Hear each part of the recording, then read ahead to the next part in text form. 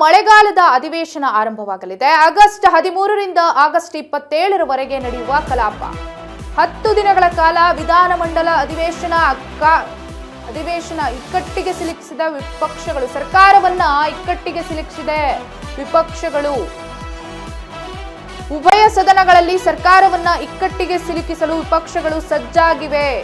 CBI ED ತನಿಖೆ ಎದುರಿಸುತ್ತಿರುವ B Nagendra ಸಂಪುಟ ಸೇರ್ಪಡೆ, ರೈತರ ವಿರೋಧದ ನಡುವೆಯೂ ಬಿಡದಿ ಟೌನ್ಶಿಪ್ ನಿರ್ಮಾಣ, ಬರ ನಿರ್ವಹಣೆಯಲ್ಲಿ ಸರ್ಕಾರ ವಿಫಲ ಸೇರಿದಂತೆ ಸರ್ಕಾರದ ವೈಫಲ್ಯಗಳನ್ನ ಎತ್ತಿ ಹಿಡಿದು ತರಾಟೆಗೆ ತೆಗೆದುಕೊಳ್ಳೋದಕ್ಕೆ ತಯಾರಿ ನಡೆಸ್ತಾ ಇದೆ. ಸದನ ಆರಂಭವಾಗುತ್ತಿದ್ದಂತೆ ಬಿ ನಾಗೇಂದ್ರ ವಾಪಸ್ ಕಳಿಸುವಂತೆ ಪಟ್ಟು ಹಿಡಿಯಲು ಪ್ಲಾನ್ ಮಾಡಿದ್ದಾರೆ. ಈ ವೇಳೆ ಆಡಳಿತ ವಿಪಕ್ಷಗಳ ನಡುವೆ ಗದ್ದಲ ಉಂಟಾಗುವಂತ ಸಾಧ್ಯತೆ ಬಹಳಷ್ಟಿದೆ.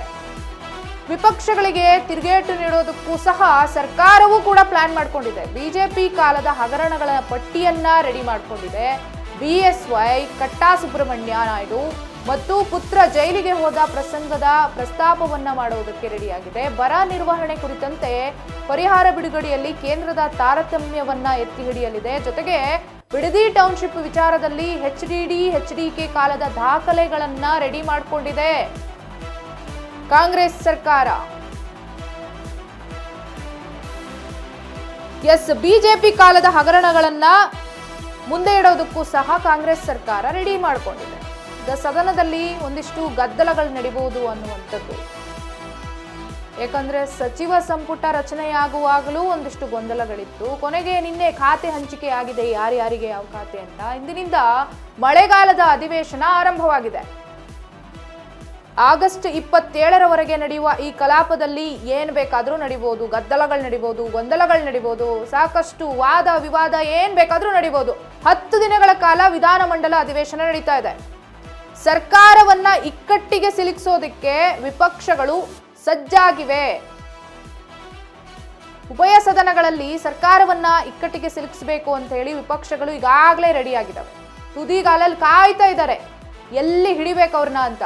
ಸಿಬಿಐ ಇಡಿ ತನಿಖೆ ಎದುರಿಸುತ್ತಿರುವ ಬಿ ನಾಗೇಂದ್ರ ಸಂಪುಟ ಸೇರ್ಪಡೆಯನ್ನ ವಿರೋಧಿಸಿ, ಜೊತೆಗೆ ರೈತ ವಿರೋಧದ ನಡುವೆಯೂ ಬಿಡದಿ ಟೌನ್ಶಿಪ್ ನಿರ್ಮಾಣ ಮಾಡ್ತಿದ್ದೆ ಕಾಂಗ್ರೆಸ್ ಸರ್ಕಾರ. ರಾಜ್ಯ ಸರ್ಕಾರ ಬಿಡದಿ ಟೌನ್ಶಿಪ್ ರೈತರಿಗೆ ಇಷ್ಟ ಇಲ್ಲ ಅಂದ್ರೂ ಟೌನ್ಶಿಪ್ ಮಾಡಬೇಕು ಅಂತ ಹೊರಟಿದೆ. ಅದ್ರ ವಿರುದ್ಧವಾಗಿ ಮಾತಾಡಬೇಕು. ಇನ್ನು ಬರ ನಿರ್ವಹಣೆಯಲ್ಲಿ ಸರ್ಕಾರ ವಿಫಲ, ಅಂದ್ರೆ ಬರ ನಿರ್ವಹಣೆ ಮಾಡೋದ್ರಲ್ಲಿ ರಾಜ್ಯ ಸರ್ಕಾರ ವಿಫಲವನ್ನ ಕಂಡಿದೆ, ಇದನ್ನ ಹೇಳಬೇಕು. ಒಂದಿಷ್ಟು ವೈಫಲ್ಯಗಳನ್ನ, ಏನೇನ್ ಮೈನಸ್ ಇದೆ ರಾಜ್ಯ ಸರ್ಕಾರದ, ಅದೆಲ್ಲವನ್ನ ಎತ್ತಿ ಹಿಡಿಬೇಕು ಅಂತೇಳಿ ಸದನದಲ್ಲಿ ವಿಪಕ್ಷಗಳು ಕಾಯ್ತಾ ಇದ್ದಾರೆ. ಇನ್ನು ಬಿ ನಾಗೇಂದ್ರ ವಾಪಸ್ ಕಳಿಸುವಂತೆ ಪಟ್ಟು ಬಿ ನಾಗೇಂದ್ರಗೆ ಯಾವುದೇ ರೀತಿಯಾದಂತ ಅಧಿಕಾರವನ್ನ ಕೊಡಬಾರದು ಅನ್ನುವಂತ ಕಾರಣಕ್ಕೆ ಪಟ್ಟು ಹಿಡಿಯೋದಕ್ಕೆ ಪ್ಲಾನ್ ಮಾಡ್ಕೊಂಡಿದ್ದಾರೆ ವಿಪಕ್ಷಗಳು. ಈ ವೇಳೆ ಆಡಳಿತ ವಿಪಕ್ಷಗಳ ನಡುವೆ ಗದ್ದಲ ಉಂಟಾಗುವ ಬಹುಪಾಲು ಸಾಧ್ಯತೆಗಳು ಕಾಣ್ತಿದ್ದಾವೆ.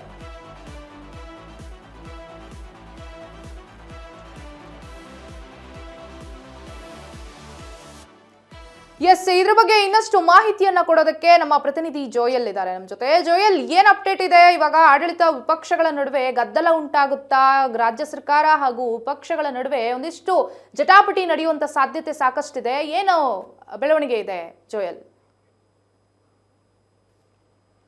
ಎಸ್ ರಾಶಿಕಾ, ಇವತ್ತಿನಿಂದ ವಿಧಾನಮಂಡಲ ಮಳೆಗಾಲದ ಅಧಿವೇಶನ ಆರಂಭ ಆಗ್ತಾ ಇದೆ. ಆಗಸ್ಟ್ 13 ಇವತ್ತು, ಮತ್ತೆ ಇವತ್ತಿಂದ ಆರಂಭವಾದಂತ ಈ ಒಂದು ಅಧಿವೇಶನ ಆಗಸ್ಟ್ 27ರವರೆಗೆ ಒಟ್ಟು 10 ದಿನಗಳ ಕಾಲ ಈ ಒಂದು ಉಭಯ ಸದನಗಳ ಕಲಾಪ ನಡೆಯಲಿದೆ.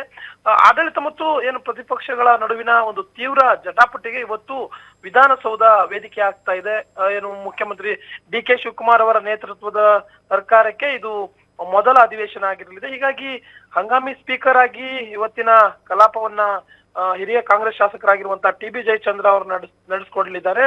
ಹಾಗೇನೆ ನಾಳೆ ಈ ಒಂದು ವಿಧಾನಸಭೆಯ ನೂತನ ಸ್ಪೀಕರ್ ಆಯ್ಕೆಗೆ ಚುನಾವಣೆ ಕೂಡ ನಡೆಯುತ್ತೆ. ಸಂಪುಟ ವಿಸ್ತರಣೆಯಲ್ಲಿ ಸೇರ್ಪಡೆ ಆಗಿರುವಂತಹ ಈ 19 ಹೊಸ ಸಚಿವರುಗಳೇನಿದ್ದಾರೆ ಅವರು ಮೊದಲ ಬಾರಿಗೆ ಏನು ಅದರಲ್ಲಿ ಕೆಲವರು ಮಾತ್ರ ಮೊದಲ ಬಾರಿಗೆ ಸಚಿವರಾಗಿ ಪ್ರಮಾಣ ವಚನವನ್ನ ಪಡ್ಕೊಂಡಿದ್ದಾರೆ. ಅವರು ಅವರ ಇಲಾಖೆಗಳ ಪರವಾಗಿ ಸದನದಲ್ಲಿ ಉತ್ತರ ನೀಡಬೇಕಾಗಿರುವಂತಹ ಚಾಲೆಂಜ್ ಎದುರಾಗಿರುವಂತದ್ದು. ಹಾಗೇನೆ ಸರ್ಕಾರದ ವಿರುದ್ಧ ಈ ಒಂದು ಸದನದ ಒಳಗೆ ಜಂಟಿ ಹೋರಾಟವನ್ನ ನಡೆಸೋಕೆ ಈಗಾಗಲೇ ಬಿಜೆಪಿ ಮತ್ತು ಜೆಡಿಎಸ್ ಮೈತ್ರಿ ಪಕ್ಷಗಳು ಕೂಡ ಪ್ಲಾನ್ ಅನ್ನ ಮಾಡ್ಕೊಂಡಿವೆ. ಈಗಾಗಲೇ ಡಿ.ಕೆ. ಶಿವಕುಮಾರ್ ಅವರ ನೇತೃತ್ವದ ಸರ್ಕಾರದ ಇದು ಮೊದಲ ಅಧಿವೇಶನ ಆಗಿರೋದ್ರಿಂದ ಈ ಒಂದು ಅಧಿವೇಶನದಲ್ಲಿ ಹಲವಾರು ಸವಾಲುಗಳು ಈ ಒಂದು ಡಿಕೆ ನೇತೃತ್ವದ ಸರ್ಕಾರಕ್ಕಿದೆ. ಹೀಗಾಗಿ ಸರ್ಕಾರವನ್ನ ಕಟ್ಟಿ ಹಾಕುವಂತ ಪ್ರಯತ್ನ ಇವತ್ತು ವಿಪಕ್ಷಗಳು ಏನು ಮೈತ್ರಿ ಪಕ್ಷಗಳೇನಿದೆ ಈ ಪಕ್ಷಗಳಿಂದ ನಡೆಯಲಿದೆ. ಹೀಗಾಗಿ ಸಿಎಂ ಆಗಿ ಡಿ ಕೆ ಶಿವಕುಮಾರ್ ಅವರಿಗೆ ಹೆಚ್ಚಿನ ಸವಾಲುಗಳು ಕೂಡ ಇದೆ.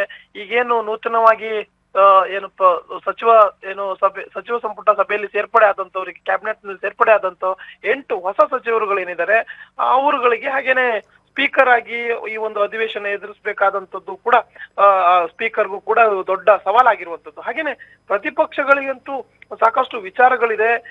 ಇವತ್ತಿನ ಏನು ಅಧಿವೇಶನ ಈ ಹೆಚ್ಚಿನ ಒಂದು ಏನು ಕಾರ್ಯಕಲಾಪಕ್ಕೆ ಒಳಗಾಗಲ್ಲ. ಯಾಕೆಂತಂದ್ರೆ ಇವತ್ತು ಹೆಚ್ಚಿನದಾಗಿ ಕಲಾಪದಲ್ಲಿ ದಿವಂಗತ ಏನು ಮೊದಲ ದಿನ ಅಧಿವೇಶನದಲ್ಲಿ ಹೆಚ್ಚಾಗಿ ದಿವಂಗತರನ್ನ ನೆನೆಸಿಕೊಳ್ಳುವಂತಹ ಒಂದು ಏನು ಕೆಲಸ ಆಗುತ್ತೆ. ಆ ನಿಟ್ಟಿನಲ್ಲಿ ಇವತ್ತು ಮಾಜಿ ಸಚಿವರಾಗಿರುವಂತಹ ಡಿ ಸುಧಾಕರ್ ಅವರು ಇದ್ದಾರೆ, ಹಾಗೇನೆ ಎಸ್ ಜಾನಕಿ ಸೇರಿದಂತೆ 17 ಗಣ್ಯರು ಏನಿದ್ದಾರೆ ಅವರುಗಳು ಏನು ಇತ್ತೀಚೆಗೆ ಏನು ಇಹಲೋಕವನ್ನ ತ್ಯಜಿಸಿರುವಂತದ್ದು. ಹೀಗಾಗಿ ಅವರನ್ನ ಇವತ್ತು ನೆನೆಸಿಕೊಂಡು ಸಂತಾಪ ಸೂಚನೆ ಮಾಡುವಂತ ಕಾರ್ಯ ನಡೆಯುತ್ತೆ. ಹಾಗಾಗಿ ಇನ್ನೊಂದು ವಿಚಾರ ಅಂತಂದ್ರೆ ಇವತ್ತೇ ಎಲ್ಲಾ ಕೂಡ ಏನು ಸರ್ಕಾರದ ವಿರುದ್ಧ ವಾಗ್ದಾಳಿ ಮತ್ತೊಂದು ಸರ್ಕಾರವನ್ನು ಕಟ್ಟಿ ಹಾಕುವಂತ ಯತ್ನ ನಡೆಯಲ್ಲ ಅಂತಂದ್ರು ಈ 10 ದಿನಗಳ ಕಾಲದ ಏನು ಕಲಾಪದಲ್ಲಿ ಸಾಕಷ್ಟು ವಿಚಾರಗಳಿದೆ. ಸರ್ಕಾರದ ವಿರುದ್ಧ ಹೋರಾಟವನ್ನ ಮಾಡಬೇಕಾದಂತದ್ದು ಬಿಜೆಪಿ ಮತ್ತು ಜೆಡಿಎಸ್ಗೆ ಒಂದು ದೊಡ್ಡ ಸವಾಲಾಗಿ ಕೂಡ ಇದೆ. ಈ ನಿಟ್ಟಿನಲ್ಲಿ ನೋಡೋದಾದ್ರೆ ಬಿಡದಿ ಯೋಜನೆ ವಿಚಾರ ಇದೆ. ಸರ್ಕಾರವನ್ನ ಆ ವಿಚಾರದಲ್ಲೂ ಕೂಡ ಪ್ರತಿಪಕ್ಷಗಳು ತರಾಟೆಗೆ ತೆಗೆದುಕೊಳ್ಬಹುದು. ಕಾವೇರಿ ನೀರಿನ ವಿಚಾರ ಇದೆ, ಅದು ಕೂಡ ಬಹಳ ದೊಡ್ಡ ಮಟ್ಟಿನ ಚರ್ಚೆ ಆಗುತ್ತೆ. ಹಾಗೇನೆ ರಾಜ್ಯದ ಹಿತಾಸಕ್ತಿ ಕಾಯುವಲ್ಲಿ ಸರ್ಕಾರದ ನಡೆ ಬಗ್ಗೆನೂ ಕೂಡ ಮೈತ್ರಿ ಪಕ್ಷಗಳು ಇವತ್ತು ಧ್ವನಿಯನ್ನ ಎತ್ತಲಿವೆ. ಅಂದ್ರೆ ಬರ ಪರಿಸ್ಥಿತಿ ಇರ್ಬೋದು ಅಥವಾ ಏನು ಒಂದಷ್ಟು ಕಡೆ ಅತಿವೃಷ್ಟಿ ಒಂದಷ್ಟು ಕಡೆ ಅನಾವೃಷ್ಟಿ ಎರಡೂ ಕೂಡ ಆಗಿರುವಂತದ್ದು. ಹಾಗೇನೆ ಕೆಪಿಎಸ್ಸಿ ಆಡಳಿತಾತ್ಮಕ ವಿಚಾರದಲ್ಲಿ ಒಂದಷ್ಟು ಏನು ಉದ್ಯೋಗ ಧನ್ಯವಾದ ತಮ್ಮೆಲ್ಲ ಮಾಹಿತಿಗಾಗಿ. ಸಮಸ್ಯೆಗಳಾಗಿದೆ. ಹೀಗಾಗಿ ಎಲ್ಲ ವಿಚಾರಕ್ಕೂ ಕೂಡ ಚರ್ಚೆ ನಡೆಯುತ್ತೆ. ರಾಶಿಕಾ,